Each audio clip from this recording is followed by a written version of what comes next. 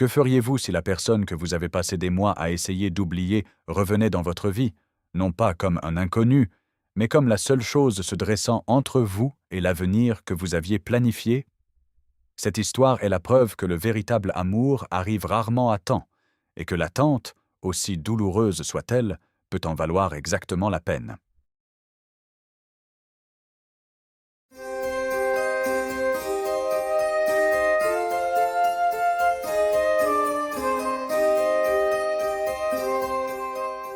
Le matin où Catherine Elroy décida de tout arrêter fut le même matin où James Calloway entra dans sa boulangerie pour la première fois.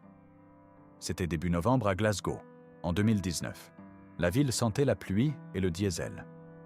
Catherine était éveillée depuis 4 heures, comme toujours, mesurant la farine au toucher et regardant les réverbères se brouiller contre les vitres mouillées d'Elroy & Daughters. L'enseigne au-dessus de la porte portait encore le nom de sa grand-mère. La dette à l'intérieur était entièrement la sienne. Elle avait déjà la démission en tête, les mots alignés comme des pains sur une grille. Elle allait fermer. Elle allait vendre le matériel, régler ce qu'elle pouvait et trouver un travail tranquille quelque part qui ne lui demanderait pas tout pour ne presque rien lui rendre. Et puis la porte s'ouvrit. James Calloway était grand et distrait, portant un sac d'ordinateur portable visiblement trop lourd pour la façon dont il le tenait. Il regarda la vitrine de la même manière que l'on regarde les choses dont on ne s'attendait pas à avoir besoin. Il commanda un café et un croissant sans s'asseoir, et quand Catherine les fit glisser sur le comptoir, il la regarda pour la première fois et dit « Désolé, je ne vous ai jamais demandé votre nom. » Elle le lui dit. Il lui dit le sien. Il s'assit. Il revint le lendemain matin et le surlendemain. James était architecte. Pas le genre avec un bureau bien rangé et des clients locaux. Il travaillait pour un cabinet qui l'envoyait là où se trouvait le projet, ce qui signifiait qu'il avait été, au cours des 3 dernières années, à Lisbonne, Helsinki et Abu Dhabi. Il était à Glasgow pour 4 mois, un projet résidentiel au bord du fleuve. Il le dit sans emphase, juste une information. Mais Catherine entendit le compte à rebours en dessous. Elle se dit que c'était bien. Un homme avec une date de fin était un homme qui ne pouvait pas la décevoir lentement. Son ancien compagnon, David, avait mis 4 ans à partir. 4 ans de presque, et peut-être, et on trouvera une solution, jusqu'au matin où elle comprit qu'elle avait construit toute sa vie autour d'un avenir auquel il avait cessé de croire bien avant elle. Elle avait déversé ce chagrin dans la boulangerie, pour prouver quelque chose. Elle déversait encore. Alors elle garda James à une distance prudente, amicale, professionnelle. Elle retenait sa commande. Elle posait des questions sur son travail sans poser de questions sur sa vie. Et lui, à son honneur, n'insistait pas. Il s'asseyait à la table du coin et dessinait sur du papier, du vrai papier avec un vrai crayon, ce qu'elle trouvait étonnamment émouvant. Parfois, il lui montrait quelque chose. La courbe d'un escalier. Une fenêtre orientée dans la mauvaise direction exprès pour capter une lumière d'après-midi particulière. Un soir de décembre, il resta jusqu'à la fermeture. Il ne l'attendait pas.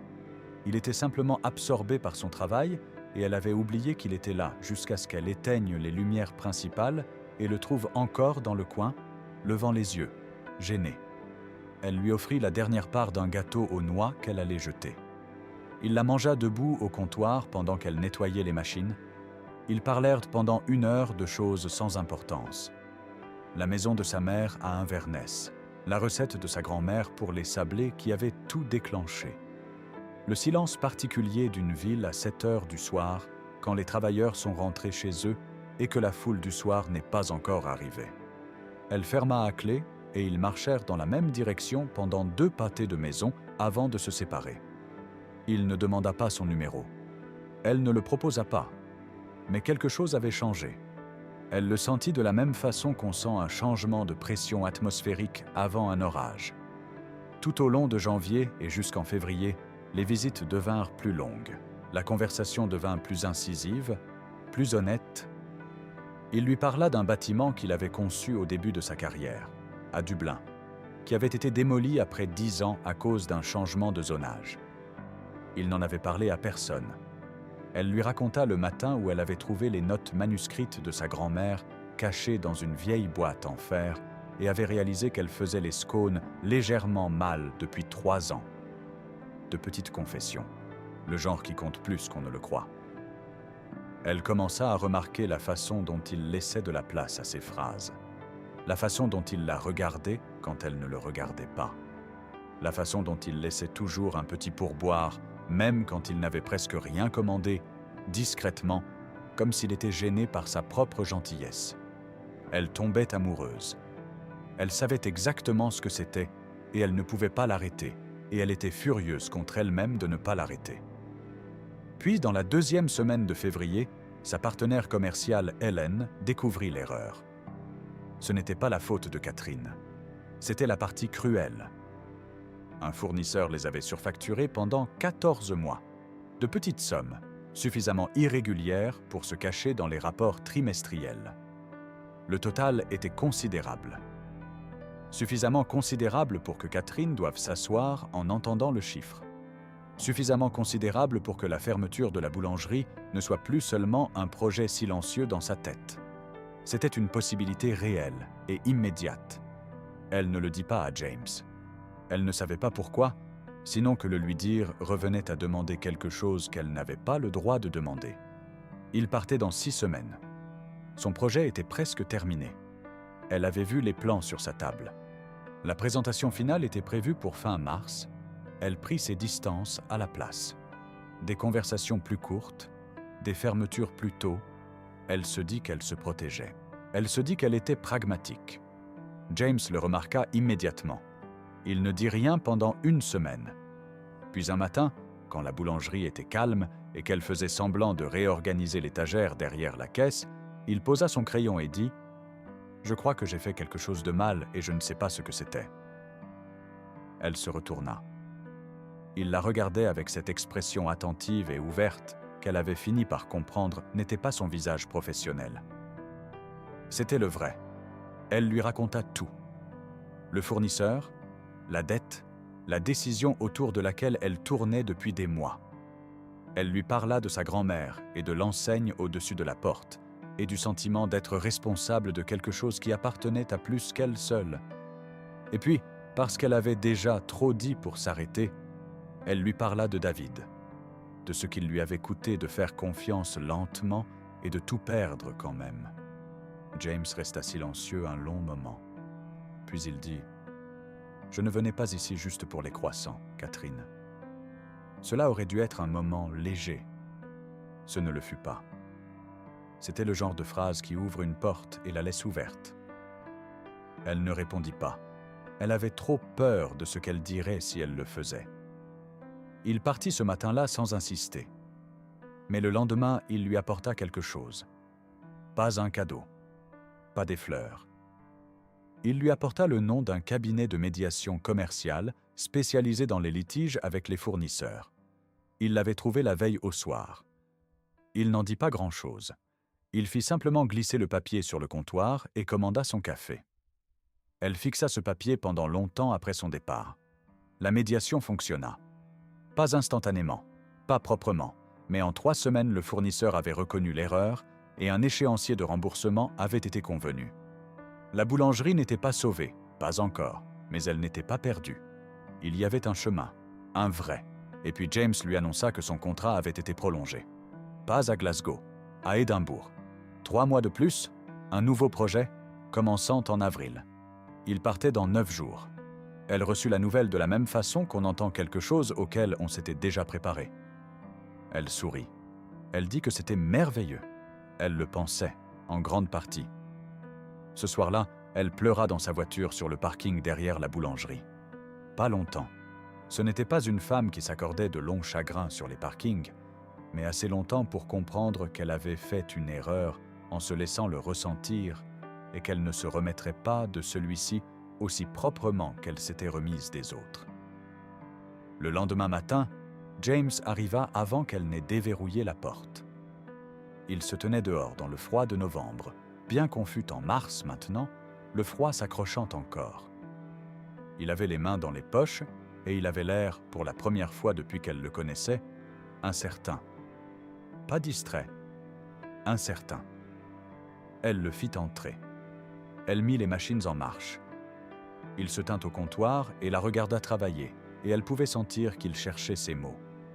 Finalement, il dit « On m'a proposé un poste à Édimbourg, un poste permanent. Mon cabinet a ouvert un studio là-bas l'année dernière.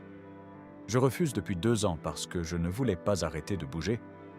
Je me disais que je devais tout voir d'abord avant de pouvoir choisir un endroit. » Elle arrêta ce qu'elle faisait. Il dit « Édimbourg est à 45 minutes de Glasgow en train. » Elle le regarda. Il dit « Je ne te demande pas de prendre une quelconque décision. Je te dis que j'en ai pris une. Je leur ai dit oui ce matin. Je vais arrêter de bouger. Je voulais que tu le saches avant que je parte. Je voulais te donner ça. Quoi que tu en fasses. » Elle avait passé 4 ans à suivre le rythme de quelqu'un d'autre, à attendre un homme qui n'était jamais tout à fait prêt. Elle s'était promis de ne plus jamais recommencer. Elle avait tenu cette promesse en gardant tout le monde à une distance prudente et en appelant cela de la sagesse. Mais James ne lui avait pas demandé d'attendre. Il n'avait pas promis pour ensuite se retirer. Il lui avait montré quelque chose de vrai, en temps réel, et avait laissé la porte ouverte sans se tenir devant. Elle contourna le comptoir. Elle se tint devant lui et dit « Je suis terrible quand il s'agit de ne pas m'inquiéter. Je veux que tu le saches avant tout le reste. Je m'inquiéterai pour la boulangerie et la dette, et pour savoir si les choses fonctionnent, même quand elles fonctionnent visiblement. Je ne suis pas facile. » Il dit « Je sais. Je te regarde gérer cet endroit depuis 4 mois. » Elle dit « 45 minutes. Ce n'est pas très loin. » Il dit « Non. Ce n'est pas loin. » Elle leva la main et ajusta le col de son manteau qui était légèrement retourné. Un petit geste ordinaire. Le genre de geste que fait une personne quand elle a pris une décision. 2 ans plus tard, Elroy & Daughters ne faisait pas que survivre. La boulangerie avait un 2e emplacement. Un petit, à Édimbourg, près du studio où James passait la plupart de ses journées à dessiner des fenêtres pour capter la lumière particulière que la plupart des gens ne penseraient jamais à remarquer. L'enseigne d'Édimbourg ne portait pas le nom de sa grand-mère. Elle disait quelque chose de nouveau. Catherine l'avait choisi exprès. Un samedi matin de fin d'automne, James entra avant l'ouverture, comme il le faisait toujours quand il était à Glasgow, et s'assit à la table du coin avec son papier et son crayon. Catherine posa un café devant lui sans qu'il ait besoin de demander.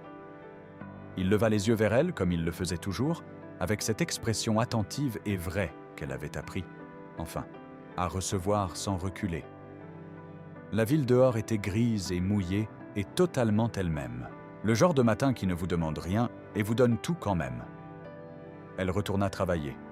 Il retourna à son dessin. La porte était déverrouillée. Les lumières étaient allumées. Et pour la première fois depuis plus longtemps qu'elle ne pouvait le mesurer, rien ne manquait.